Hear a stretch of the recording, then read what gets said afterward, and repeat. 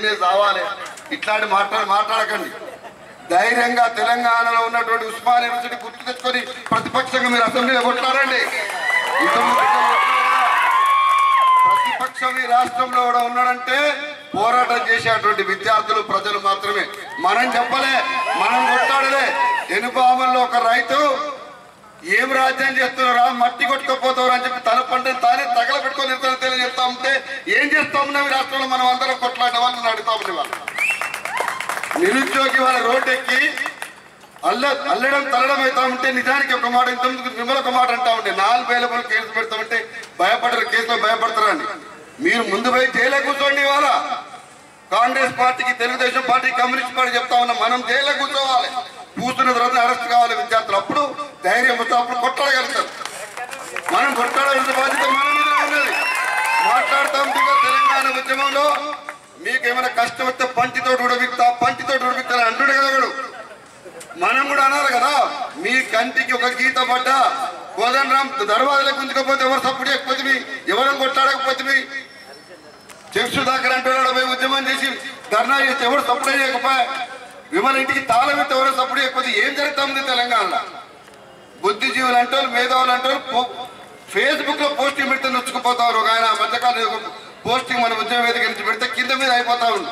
నేను అన్నా ఇవాళ, అవును నేను అడుగుతున్నా ఇవాళ తెలంగాణ కోసం కొట్లాడే సమయంలో మీరందరూ వశంగా దొర నీ పాలన వేయడానికి, నీ పద్ధతి వేయడానికి అన్నటువంటి మీరు ఇవాళ ఏం చేస్తున్నారు? ఈ రాష్ట్రం అడిగినా ఇవాళ అడుగుతారు, ప్రతి ఒక్కరు అడుగుతాడు, అడిగేటట్టు చేస్తాడు. ఆ బాధ్యత 1,00,000 ఉద్యోగాలు కావాలంటే నేను ఇవాళ అడుగుతా ఉన్నా,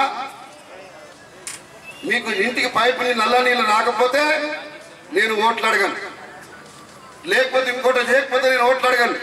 జీవన్ రెడ్డి గారు అన్నాడు, నేను అడుగుతా ఉన్నా, నువ్వు ప్రకటించిన రిజర్వేషన్లు అమలు కాకపోతే నువ్వు ఓట్లు అడగద్దు. 2 లక్షల రూపాయలు 2 లక్షల ఉద్యోగాలు ఇవ్వకపోతే నువ్వు ఓట్లు అడగద్దు. 2 లక్షల ఉద్యోగాలు తెలంగాణ బిడ్డలకు ఇవ్వకపోతే నువ్వు ఓట్లు అడగవద్దు. అది నీ బాధ్యత. నువ్వు అంటే నల్ల నీళ్ళు తెచ్చి పెడతా, పెట్టినాకనే ఓట్లు అడుగుతా. నువ్వు తెచ్చేది నల్ల నీళ్లు వెనకడ ఎవడో పెట్టి ఇప్పటిదాకా నువ్వు కావాలా? ఇలా కొత్త నల్ల నీళ్ళు తెస్తావా?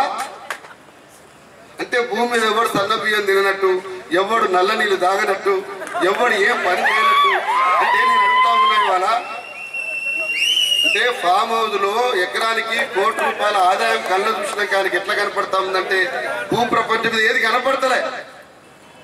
అందుకోసం మేము విద్యార్థి మిత్రులు మీ అందరినీ విజ్ఞప్తి చేస్తా ఉన్నా, పోరాటంకి ఇక్కడ వచ్చిన ప్రతి నాయకుని డిమాండ్ చేయండి. ప్రతిరోజు రోడ్డు మీద కనపడాలి. నాయకులు ఏసీ రూమ్ లో పడుకోవద్దని మీరు కొట్లాడాలి, డిమాండ్ చేయాలి.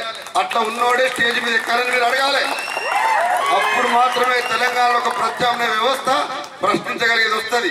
ఇవాళ కేసీఆర్ కున్న ప్రతి బలుపుకు కారణం ఏది కాదు, ఇవాళ చేతగాని తరంతో తెలంగాణలో ఉన్నటువంటి ఉద్యమకాలుగా చెప్పుకున్న వాళ్ళం కానీ ఎవరం కానీ మనం ఇంకా చేయాల్సినటువంటి మిలిటరీతో ఉద్యమం చేస్తేనే మనకి జరుగుతుంది. కాబట్టి ఎందుకు ఈ మాట ప్రత్యేకంగా అంటున్నట్టే, ఈ సభ కోసం పనిచేస్తున్నటువంటి పిల్లల్ని టాస్క్ ఫోర్స్ వాళ్ళు ఏడేడు వసూలు చేస్తారో చెప్పురి.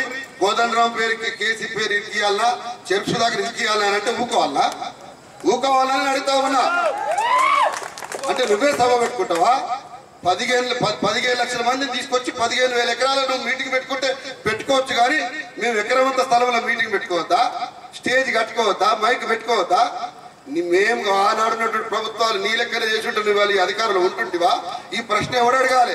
మౌలికంగా ఈ రాష్ట్రంలో ఉన్నటువంటి ప్రతి విద్యార్థి అడగాలి, ప్రతి ఉద్యమకారుడు అడగాలి, ప్రతి ప్రతిపక్ష పార్టీ అడగాలి. అడిగితేనే మారుతుంది.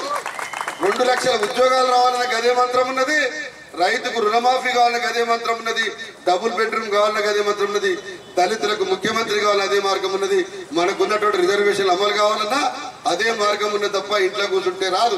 ఆడబిడ్డలు కూడా తీసుకొని రావాలి, అందరం కలిసి పెద్ద ఉద్యమాలు చేయాలి. దానికోసం ఒక ఉద్యమకారుడికి వాళ్ళ మా పనుల మేమున్నాం.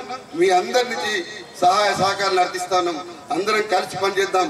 ఈ రాష్ట్రంలో ఒక ప్రజాస్వామికమైనటువంటి పాలన కోసం, వ్యవస్థ కోసం తెలంగాణ వన్నె తెచ్చే విధంగా ముందుకు పోదామని తెలియజేస్తూ ముగిస్తా ఉన్నా. జై తెలంగాణ. సుధాకర్ అన్న గారికి ధన్యవాదాలు. క్షమించాలి, ఎందుకంటే సమయం చాలా కాలాతీతమైంది.